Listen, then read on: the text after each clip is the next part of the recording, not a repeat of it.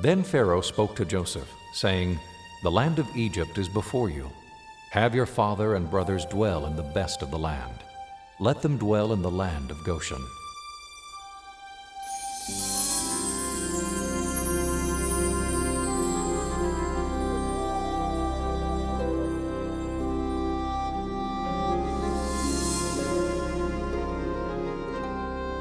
Any attempt to weigh the historical validity of the Exodus must begin here, in the Nile Delta, the biblical land of Goshen. For according to the Scriptures, this is where Israel first settled in Egypt.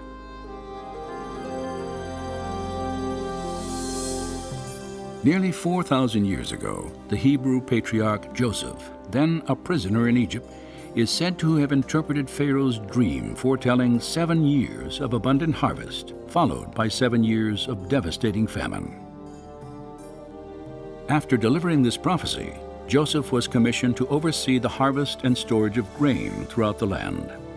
And when famine struck, news of Egypt's abundance spread quickly to its neighbors.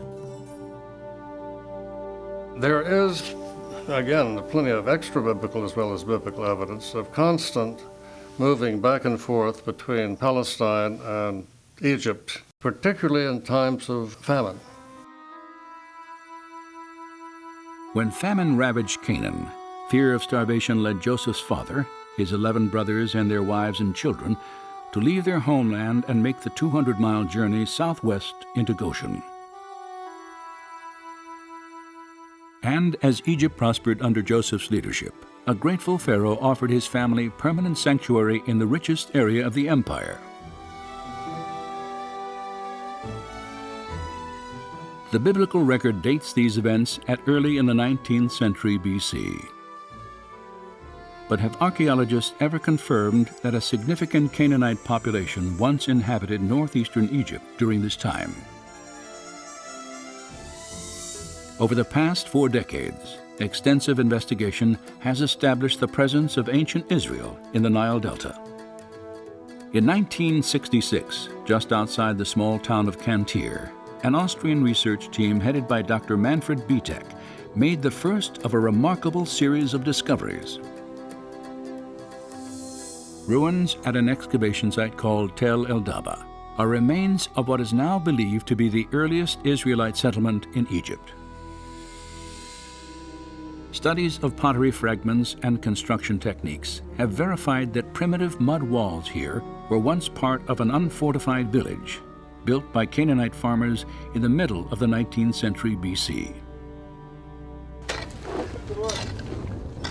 Manfred Bietek's work has provided us with the only tangible evidence for the presence of Israelites in Egypt. The earliest Asiatic occupation at Tel El Daba is in Area F, Stratum D2. And this is a very interesting level because the people living there were pastoralists, living a very simple lifestyle. They had very small structures that they lived in, evidence for keeping animals in pens and so on. This dates to the time of Jacob, of Joseph. It's at the right place. It's an Asiatic culture. Obviously, these people were not local Egyptians. They had migrated into this area from the land of Canaan. And so this could very well be evidence for the Israelites in Egypt. While excavating in these cornfields, Manfred Bietek's team made another intriguing find. In a plot of land, later identified as Area F, they uncovered the ruins of a village. A map of the excavation site confirms its distinctly Israelite origins. And there was one house in particular which was larger than the other houses. And it was laid out in kind of a horseshoe fashion around a central courtyard. And then around this rather large structure were smaller structures. And this perhaps may be the very first house built using this design.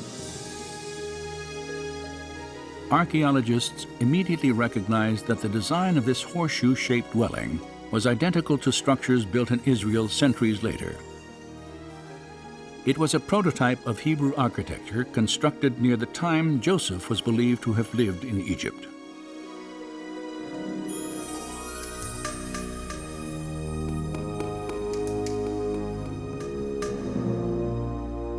And Joseph died, but the children of Israel were fruitful and multiplied, and the land was filled with them. Then there arose a new king over Egypt, who did not know Joseph.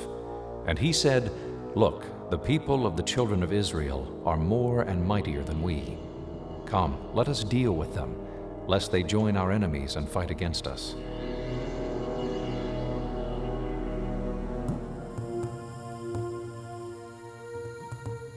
The scriptures tell us that following Joseph's death, Pharaoh drove the Israelite population into slavery.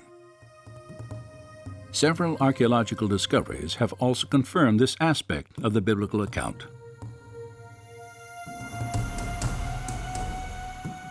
Excavations throughout the Nile Delta have unearthed walls of mud brick resembling those the Bible states were once molded by the hands of Israelite slaves.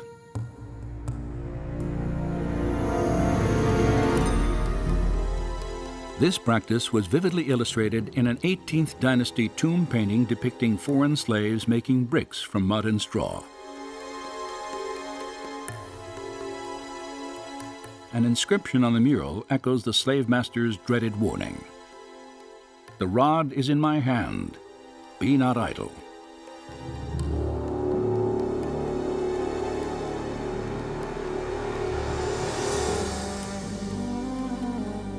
Another mural, carved in a tomb wall during the 15th century BC, shows Canaanite slaves working in the vineyards of Goshen. And fragments of the Brooklyn Papyrus, dating back more than 3,700 years, report the transfer of domestic slaves from one Egyptian owner to another. Each slave was listed by name. More than half the names noted were characteristically Hebrew.